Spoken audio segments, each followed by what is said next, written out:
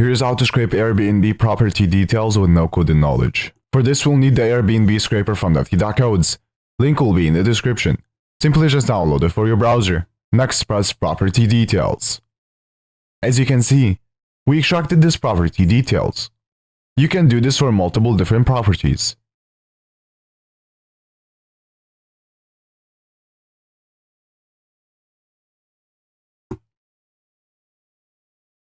Now, head to the settings. Then press on Stored Data. In here you can find all data you scraped. You can specify some data to delete or move to export. Now to customize this, press on Customize. Then press on Property Details. In here you can change the data however you want. So for example, you can uncheck some data. You can also change the order of the data. And also change the name. And also other criteria to only scrape the products you are looking for. Once you're done, press Save. You can also find more features in the add-ons section. Now to export this, press Add to Export List. Then press Export.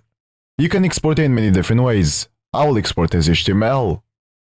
After exporting, here's all the data we extracted.